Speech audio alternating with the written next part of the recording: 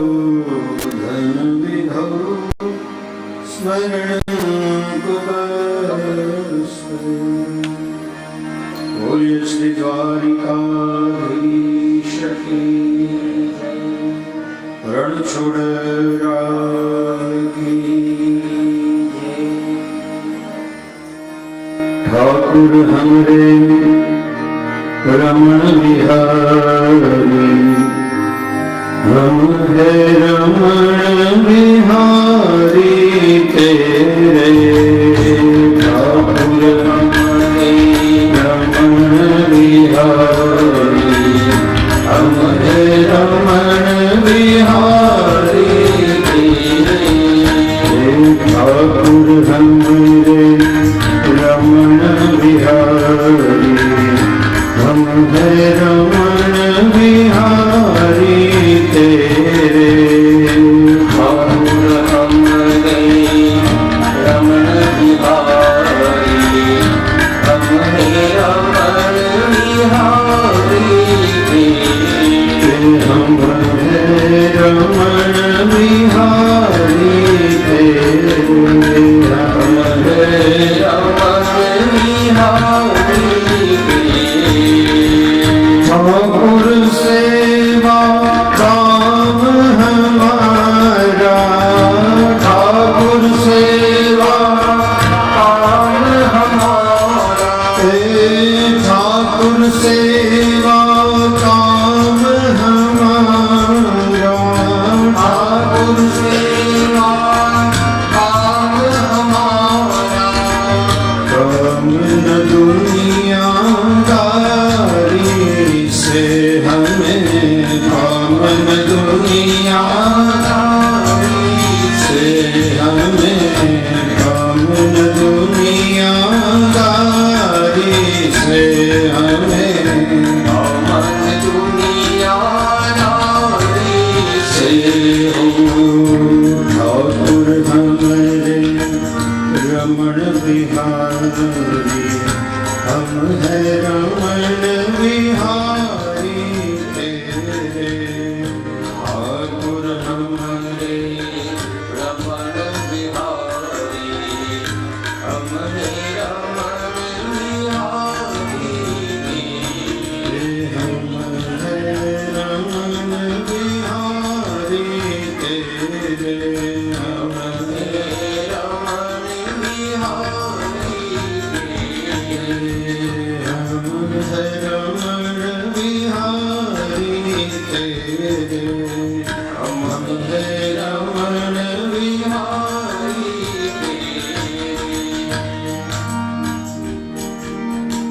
वक्रतुंड महाकाय सूर्यकोटि समप्रभ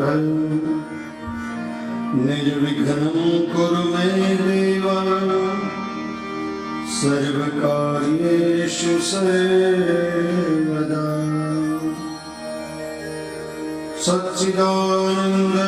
सच्चिदानन्दरूपाय विश्वोत्पत्त्यादिहेतवे तापत्रयविनाशाय श्रीकृष्णाय वयं नमः वसुदेवसुतं देवं कंसचाणूरमर्दनं देवकी परमानन्दं कृष्णं वन्दे जगद्गुरुं बोलिए श्री भागवत स्वरूप भगवान की कृष्ण कन्हैया की श्री गिरिराज धरण की जय।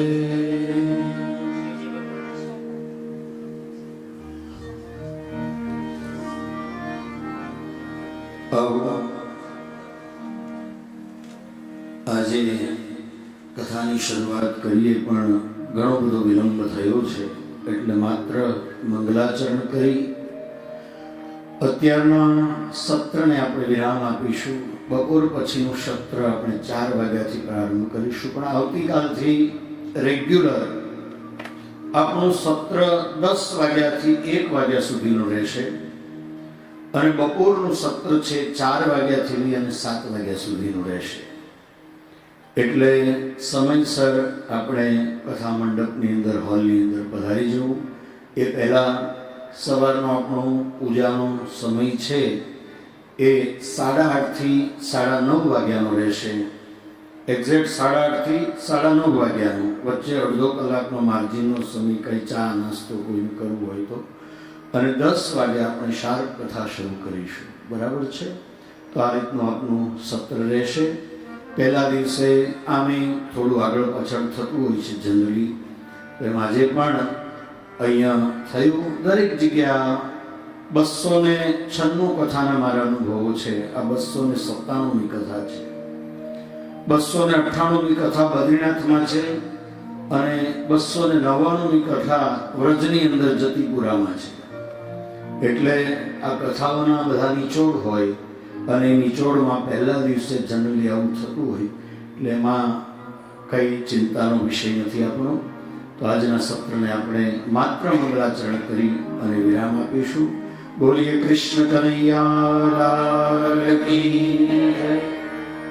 ભોજન કરવા માટે આની ઉપર ટેરેસ છે, ત્યાં ભોજનની વ્યવસ્થા પ્રબોધભાઈ ઠક્કર પરિવારે કરેલી છે. અને આજે જન્માષ્ટમીનો પાવન દિવસ છે, સરસ મજાનો. આપ સૌને સૌથી પહેલાં તો કૃષ્ણ ભગવાનના પ્રાગટ્ય નિમિત્તે સૌને ખૂબ ખૂબ હૃદયપૂર્વક વધાઈ આપું છું. અને જીવનમાં ભગવાન કૃષ્ણની કૃપા આપ સૌ ઉપર બની રહે અને સુનીતાબેન અને અન્ય જે ગયેલા ગતાત્માઓ છે એમને ભગવાન કૃષ્ણ પોતાનું નિજ ચરણ આપે અને મુક્તિ પ્રદાન કરે એવી ભગવાનના ચરણમાં આજ જન્માષ્ટમીના પાવન પર્વે ભગવાનના ચરણમાં પ્રાર્થના કરું છું. શુભ દિવસ છે અને આજના અતિ દિવ્ય દિવસે આપણે આ કથાની શરૂઆત કરીએ છીએ. પણ એક યોગાનુયોગ છે. 1 વર્ષ આમ જોવા જઈએ તો તિથિ પ્રમાણે 7મના દિવસે 1 વર્ષ પૂરું થયું, પણ તારીખ પ્રમાણે આવતી 25 તારીખે 1 વર્ષ સુનીતાબેનને પૂર્ણ થાય છે. તો 1 વર્ષની અંદર કથા કરવી એ પણ જે ભાગ્યશાળી જીવાત્મા હોય એની પાછળ થઈ શકે છે. બાકી આ બધી બાબતો સંભવ નથી હોતી. સંપત્તિ હોય પણ પિતૃકૃપા અને જ્યાં સુધી ઈશ્વર કૃપા ન હોય ત્યાં સુધી આ બધું શક્ય નથી. તો આપણા ઉપર બધી જ કૃપા છે અને આજે સરસ પાવન દિવસે કથાનો પ્રારંભ પણ સરસ રીતે થયો. આવું ઉપર ફલાહારની વ્યવસ્થા છે.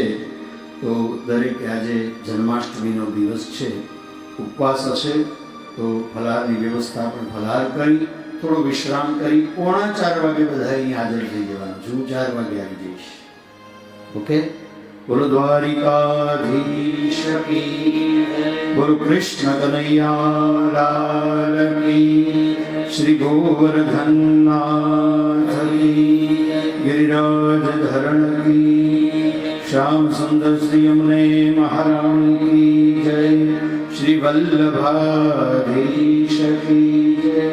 बाबुलनाथ टेकरी वाले की नमः. पार्वती पते हर हर महादेव.